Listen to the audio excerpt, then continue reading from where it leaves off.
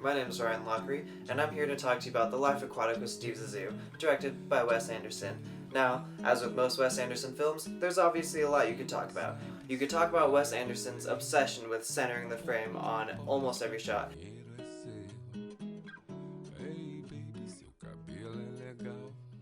You could talk about the really awesome use of stop motion to look at the underwater creatures.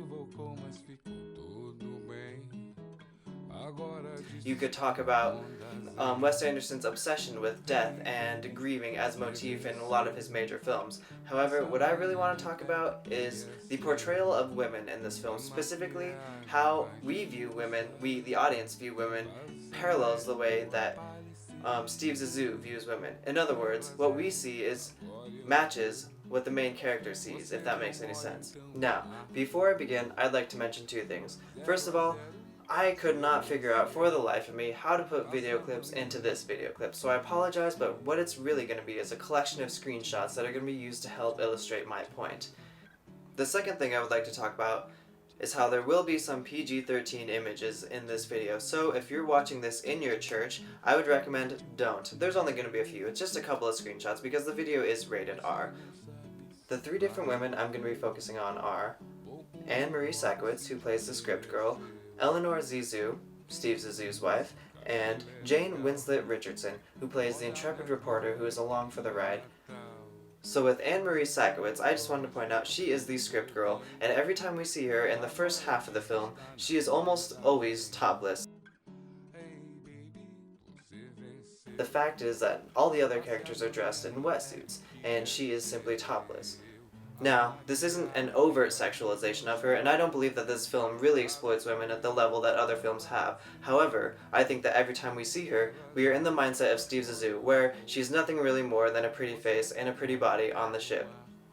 However, as the film progresses, we see that the script girl is more than a script girl. When the crew realizes that they're going on some crazy adventure, which may or may not net them any money, which may or may not be safe or sane, they decide to have a mutiny, for lack of better words, and the script girl is the leader of it.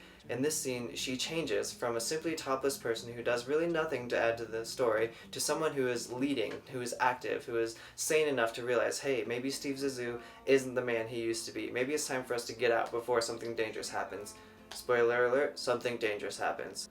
I think this is an important shift because Steve Zissou is forced to realize that his crew, the people that have been loyal to him the entire movie and perhaps his whole life, no longer view him the same. He isn't the hero that he used to be. People have lost faith in him. Not only the external audience or the audience inside the film, but his own crew. This is something he's forced to realize, and it's important that it's a script girl who makes this change in him. The second character I'd like to take a look at is Eleanor Zissou, played by Angelica Houston. Eleanor is the wife of Steve Zissou. However, at the beginning of the film, the only thing we know about her is that she's having an affair with Alistair Hennessy. So the way that Steve Zissou views her is only in the fact that she is unfaithful. She is nothing really more at the beginning of the film. She is not really even given a full character. We don't know anything about her background, anything about her at all, really, other than the fact that she's having an affair. However, as the film progresses, we see how Steve Zissou, played by Bill Murray, really is reliant on her. Really, she has been an integral part of the team the whole time, despite the fact that he has been so wrapped up in his own mind. Again, understandably, because he just lost his best friend. Steve Zissou, who's able to captivate his fans, who's able to create a great story, is not able to remember the Latin names of any of the sea life that he's studying, and he admits that Eleanor Zissou is the only one that can. The crux of the film comes when he admits that she has been the brains behind Team Zissou the whole time. From this point forward, we see her as a part of the team. She is no longer just some unfaithful wife. She is no longer just some other character. She is a part of Team Zissou. She is necessary for Steve Zissou to function, for him to be happy, for him to be successful, for him to grow, for him to change. So I think it's important to realize the role she played before and after he came to the realization that she was important not only to him, but to his profession. The third female character I'd like to analyze in this movie is Jane Winslet Richardson, who's played by Cate Blanchett. She plays the intrepid journalist who accompanies the team on their excursion to find the famed leopard shark.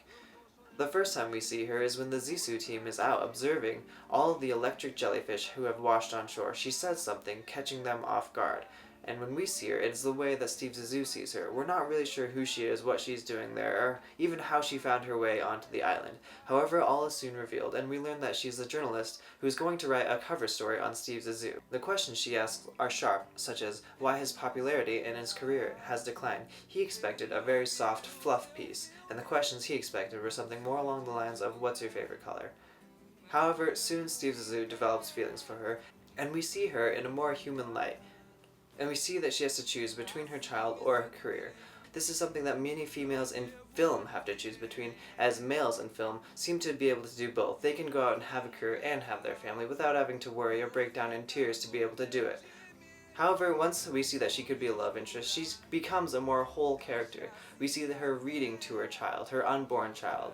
We see her writing letters to Ned, and we see her blowing bubblegum as if a symbol of her own defiance.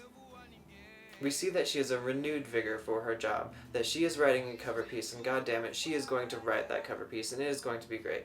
Okay, so really what I'm trying to say is that the way we see the characters in the movie mirror the way that Steve Zissou sees them. In the beginning of the film, the females are all one-dimensional. They don't really have any personality, they just kind of are. They're just kind of, well, secondary characters in his life story. However, as the film develops, we see that, hey, they actually have an impact on him, they change him, they affect him, that they really do matter to him.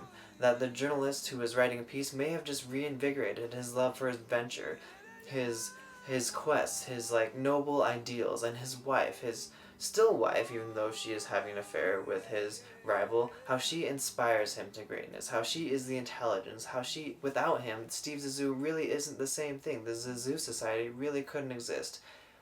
So I think that in this movie, the way we see them really changes, and it follows the path along the main character in which he changes. Alright guys, my name is Ryan, and thanks so much for joining me.